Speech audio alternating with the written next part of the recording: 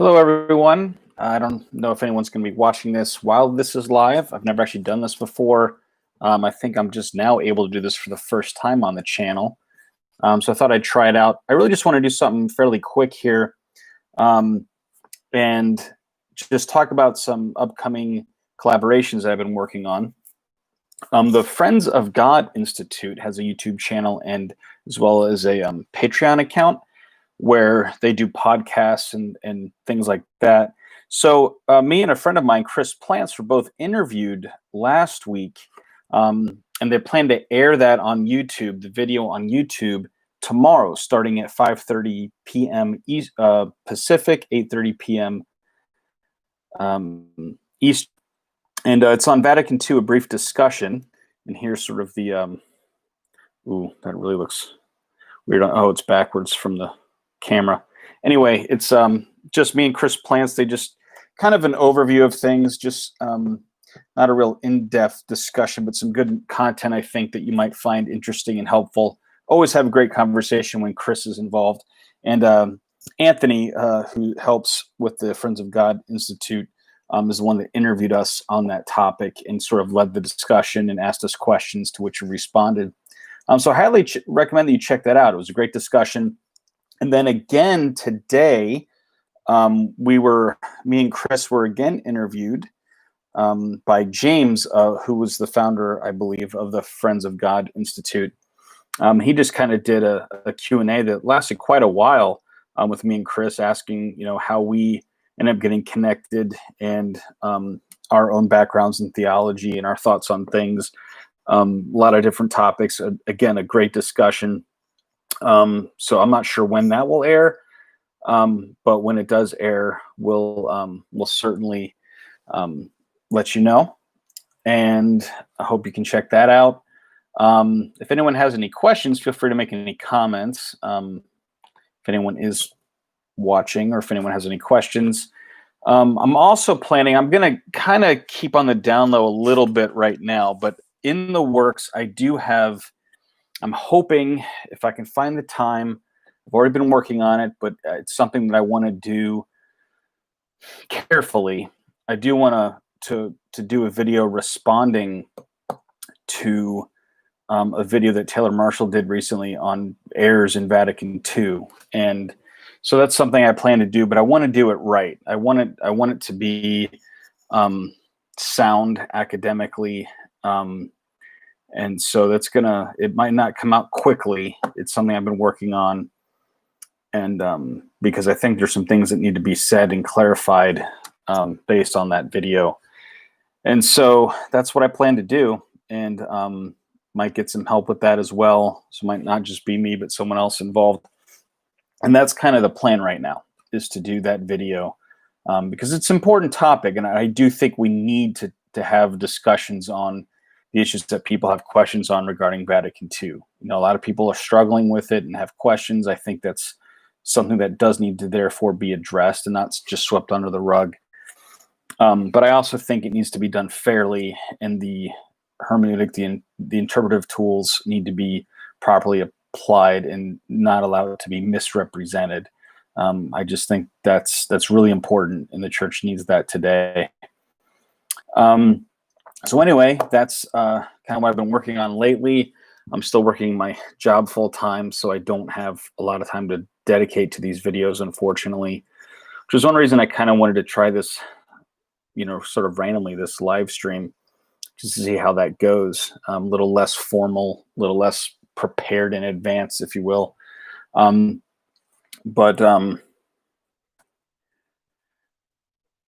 If anyone is watching this and would like to ask me any questions or make any comments in the chat, feel free to do that. I think I can see them.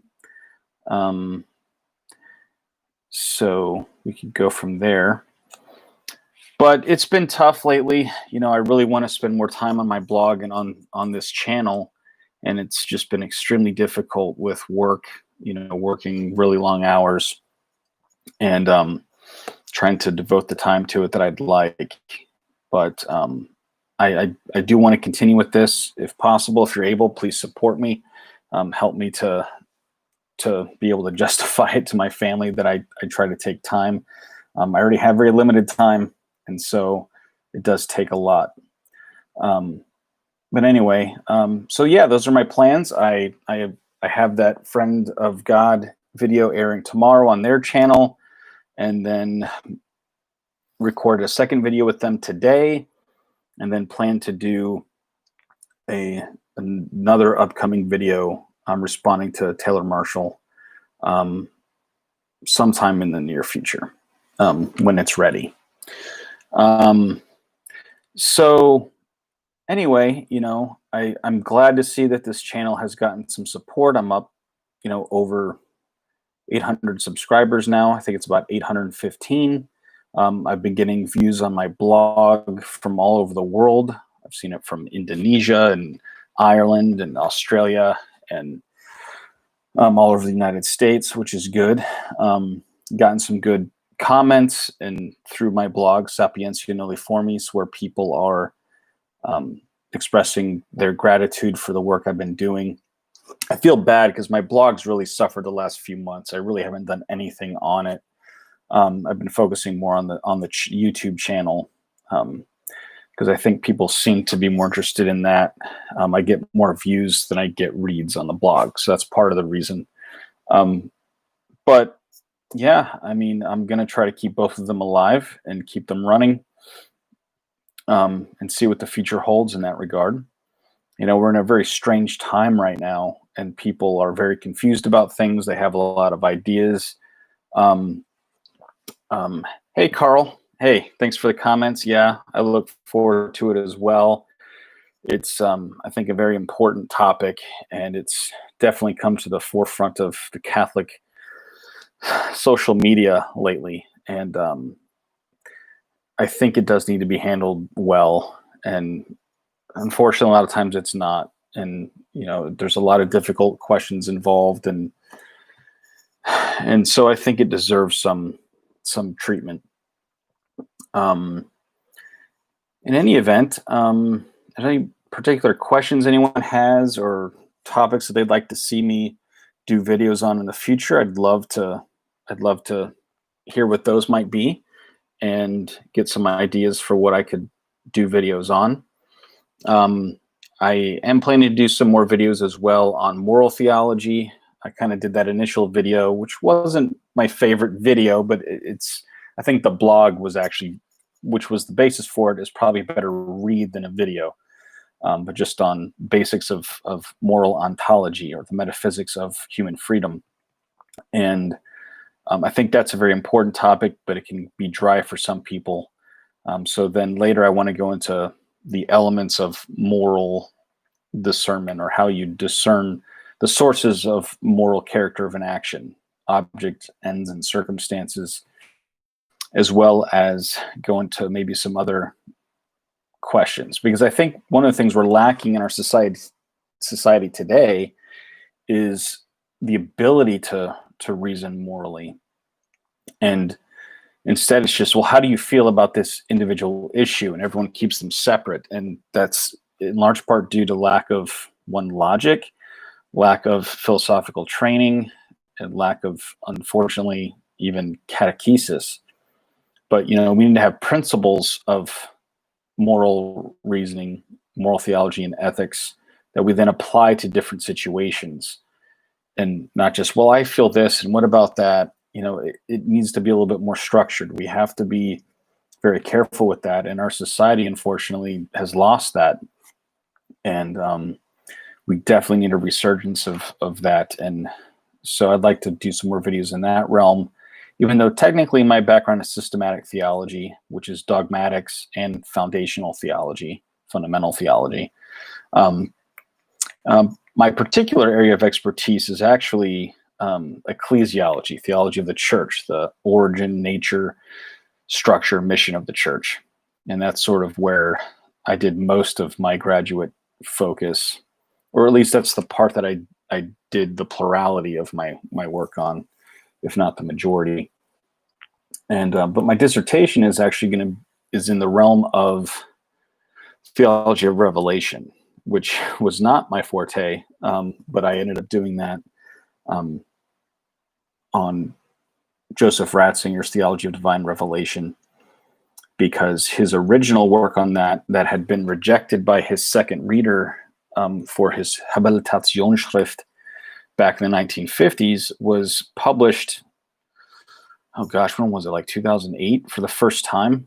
But it's only available in German. So my dissertation basically goes through that, as well as some other early documents that he wrote both during the time of the council and in preparation for the council, as well as after the council, on the topic of divine revelation. And his work actually centered on St. Bonaventure, who's one of my favorites. And it's St. Bonaventure is the one from whom I got the name for my blog, Sapientia Nulli Formis. So hopefully that'll wrap up in the fall. That's the plan, is to finish this whole doctorate in the fall, just by doing the last round of corrections to the dissertation, which is already underway as far as the corrections go, and then the Lectio portion of the degree. And then I should be done. That way I can move on with that. But yeah, anyway, exciting things in the works. Starting to get a lot of requests for collaboration on different items. And that's always good. I do like the dialogue format. I like talking with people. Every time I talk with Chris Plants, it's just amazing. The first time I talked to the guy, I think we talked 3 or 4 hours that day. And it was off to the races. We were just off and running and on the same page and playing off each other. And, it was a great thing. So I'm hoping to do more collaboration with him if he has the time and is willing. So look for those sorts of things. Quick update on my Bible stuff. I did that review of the Great Adventure Catholic Bible a little while back. So wanted to give a quick update on that. Love it. Still love it. It feels really good in the hand. I love holding it. I love reading it.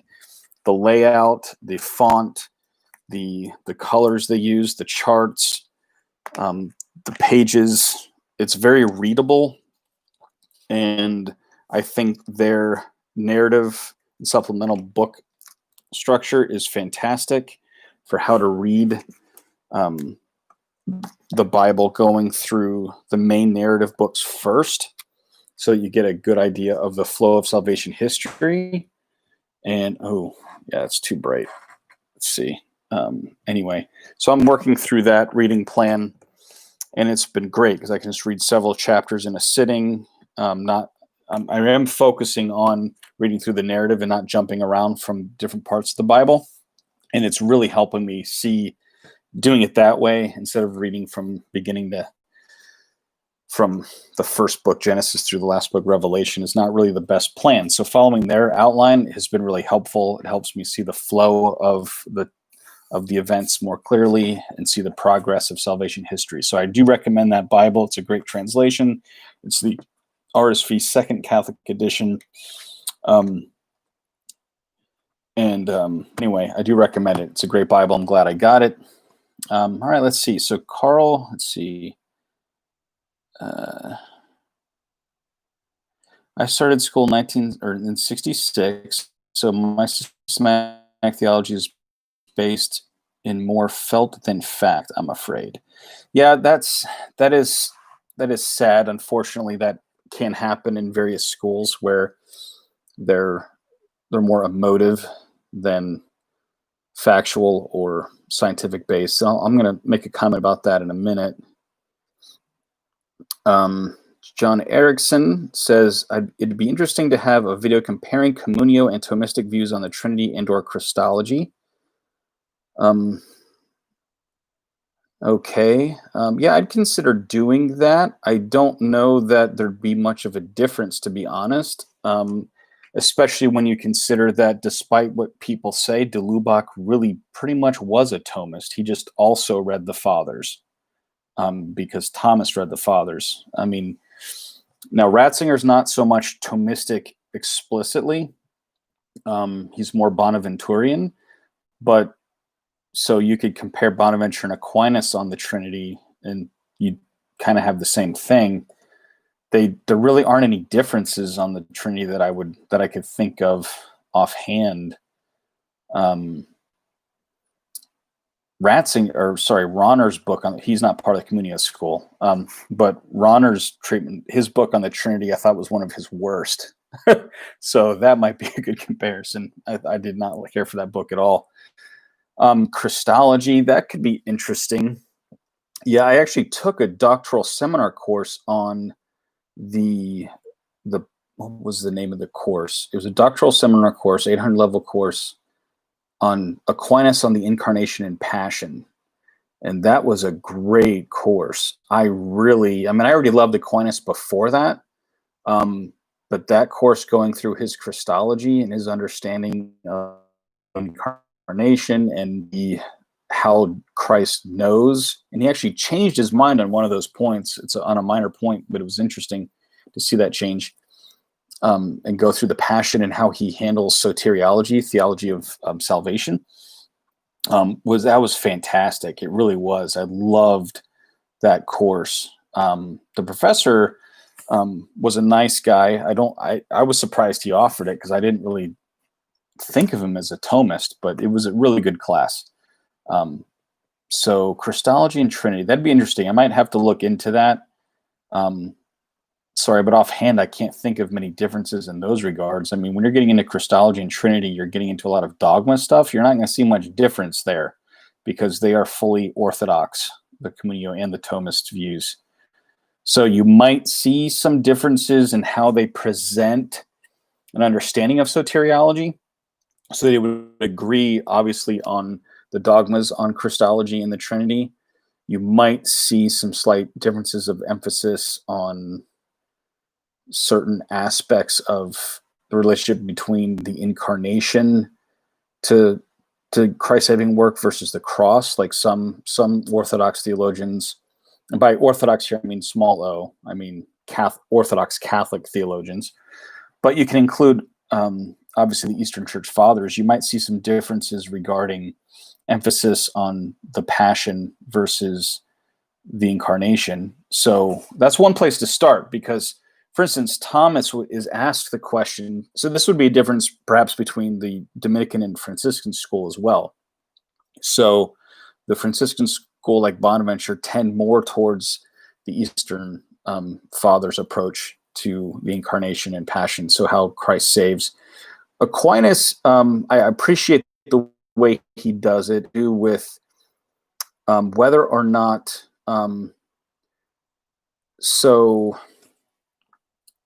right, John, I see your question. I'll get to that in a minute. You understand Balthasar and Ratzinger's views on the Trinity, but what's Ronner's? Actually, I've studied von Balthasar a little bit, and I've studied Ratzinger extensively, but I can't, even right now, I can't think of his views on the Trinity specifically. So I'd be interested to see what you're referring to there. He's definitely got a very Trinitarian theology insofar as it's sort of the basis of their entire Communio school. But anyway, to get back to the question about Aquinas, there is a question that he is posed or poses, dealing with whether or not Christ would have become incarnate if man had not fallen. And so Aquinas basically says you can hold either position, either yes or no, and that it would be fine to hold both. Neither of them are heretical positions. He ends up stating that he emphasizes what the scriptures actually say in the given situation. So his emphasis is on, okay, well, it says that he came for us, man, and for our salvation, to redeem us from sin, right? So he leans towards that no, the second person of the Trinity would not have become incarnate had man not have fallen, simply because he sees the incarnation as leading towards the death and resurrection, and so it's for us, man, and for our salvation, to redeem us from sin. Um, and then let's see. The more Franciscan view, the more perhaps Eastern, like Athanasius and stuff, would have more of an emphasis on the incarnation. And this would actually, to answer your question about, or it relates to Rahner as well, he holds this more Eastern view as well, which is that the incarnation is actually the goal of creation itself. So the Eastern view, both in like Saint Athanasius, as well as in like Saint Bonaventure, I believe, and some others, is that God created, and this is how Rahner puts it, which is that God created in order to communicate himself to creation. And therefore, man is the part of creation that's capable of receiving knowledge and love of God. And so is capable of this intimate union and reception of that communication. And so that communion, and that the incarnation is the high point, the insurpassable event of God's divine self-communication. So you cannot have a closer link between God and man than in the incarnation. So for him, the incarnation is actually the goal of creation itself. And then it's through the incarnation that we also receive a share in divinization, if you will, or divine life, the inner life of the Trinity. So that would be their position. And I tend towards that position. I tend towards that the incarnation is not an afterthought. It's not just something that Christ did because we fell, but that even if we had not fallen, he still would have. That's the way I tend to think of it. But it's not a position you have to hold one way or the other. And Aquinas himself says both views are fine, but he tends to focus just on the actual situation, not a hypothetical if. Rahner's view on the Trinity, to answer John's question. Again, I didn't really like his book on the Trinity, so I don't have a whole lot to say about that, other than there's a phrase he uses a couple different places, and sometimes he does the and vice versa, and sometimes he doesn't. But it's basically that the economic Trinity is the immanent Trinity, the immanent Trinity is the economic Trinity, meaning that in Trinitarian theology, we talk about God in himself, so the relation of the three persons of the Trinity for all of eternity, and then how we encounter the Trinity in salvation history. So that's the economic Trinity, is in salvation history, how God acts in history. And Rahner's point is mainly that the Trinity as encountered in salvation history is the Trinity, is the immanent Trinity. And his point is, because if it wasn't, then the revelation in salvation history of them wouldn't really be a revelation of the eternal God. So he tends to emphasize that. And I don't have a problem with that part of it. There were just some things he wrote in there, and I don't even remember. It's been probably 20 years since I read that book, maybe 15, 20 years, something like that. And I just thought it was kind of lame. So I didn't really, it just wasn't a great book, I didn't think. But I mean, as far as dogma, he's perfectly orthodox in dogma regarding the Trinity. Is there a book on the soteriology of von Balthasar, A Reasonable Hope That All Are Saved? As far as his soteriology, I couldn't point to anything specifically. I haven't read a whole lot of his works, especially his longer stuff, like his Theodrama and Theologic. I never read that. The Glory of the Lord stuff, I never read. I read most of his shorter books. As far as a good book on A Reasonable Hope That All Be Saved, read his book on Dare We Hope. That's the one I would recommend. It's not that long. It's a fairly easy read. Von Balthasar does tend in a lot of his works to kind of go all over the place, but some of his short books are actually really good. And again, I did a whole video. If you haven't watched the video on Dare We Hope.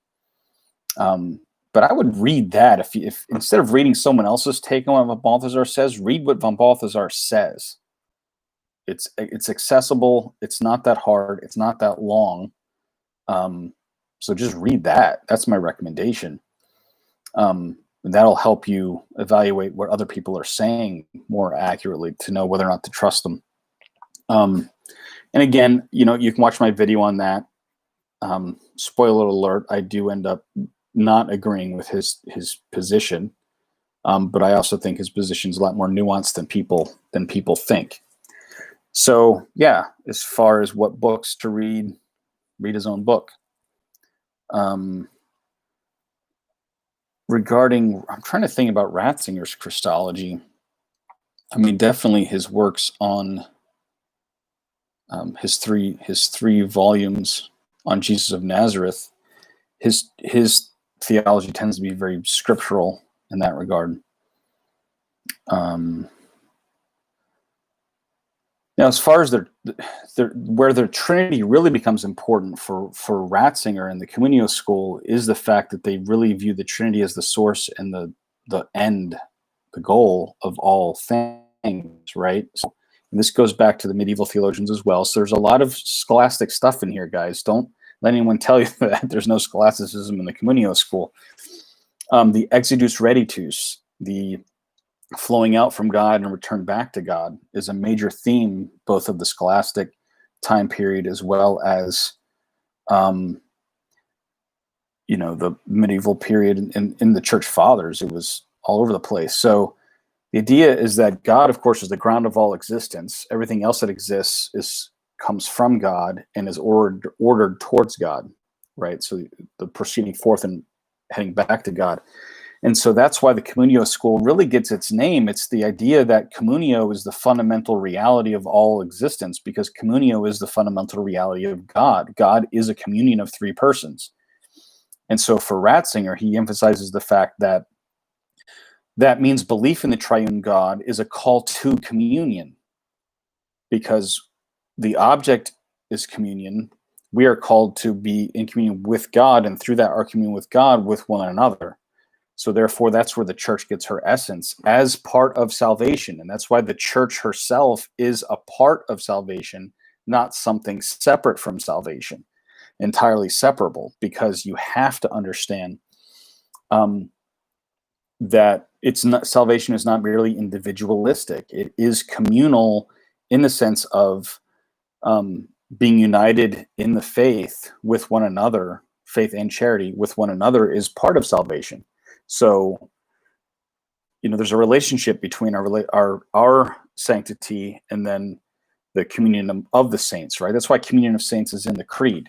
And so Communio really gets its name from that concept. The communion of the Trinity is the leitmotif of their theology and how we understand every other aspect of theology, whether it be Christology, whether it be soteriology, how we're saved, ecclesiology, especially in the sacraments, and all of that is related to communion. It's about bringing into the fullness of communion through communion with God. So that's where that becomes important.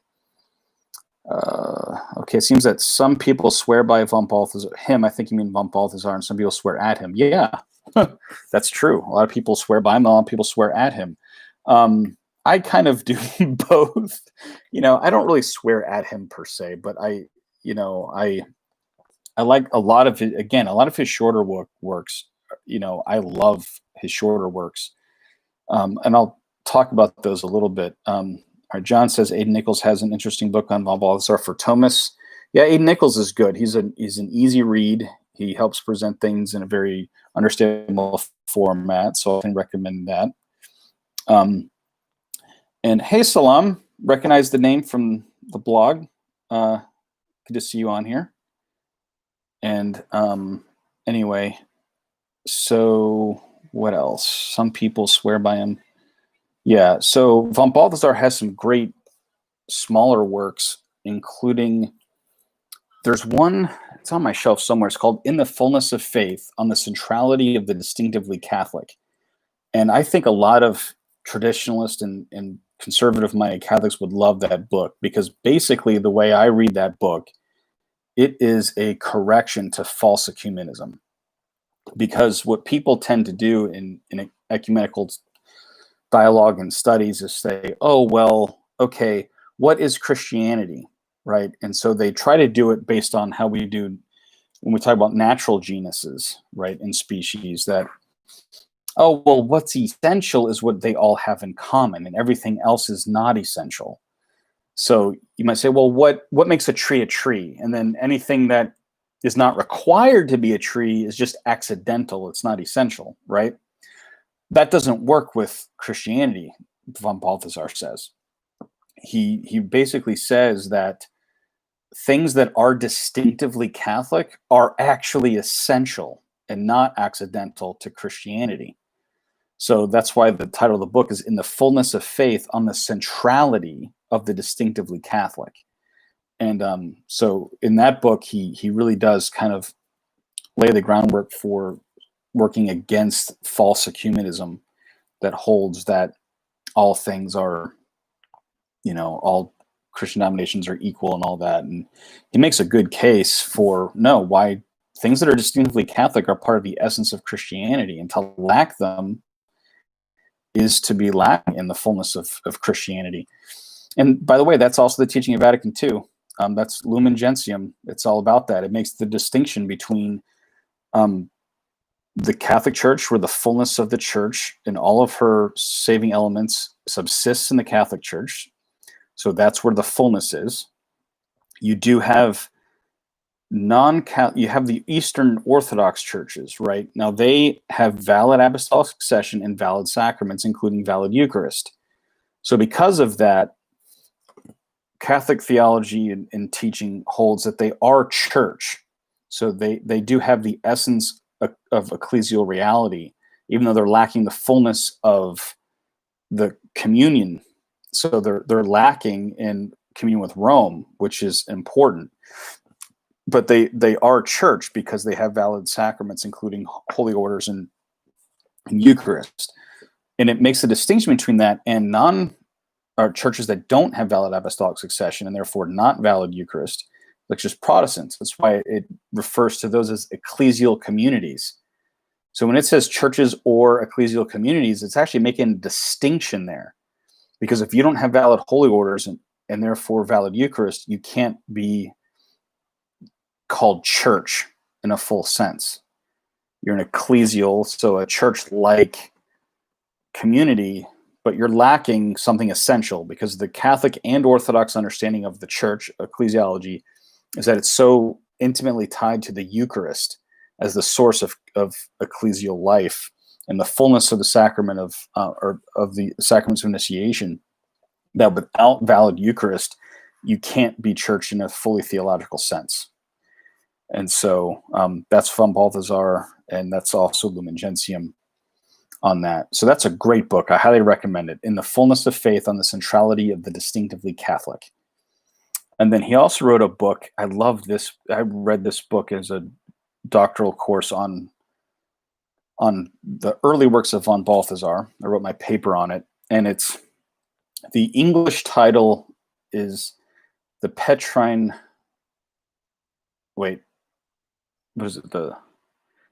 Office in the Structure of the Church, something like that. Or the Office of Peter in the Structure of the Church. The Office of Peter in the Structure of the Church. I have to laugh, though, because if you look at the original German title, it's like Die Antiromische Affekt, which is like anti-Roman attitudes. That's the original German title. So it was much more in-your-face title in the original language. And he's a Swiss German, by the way. So he was actually Swiss, but from the German-speaking region of Switzerland.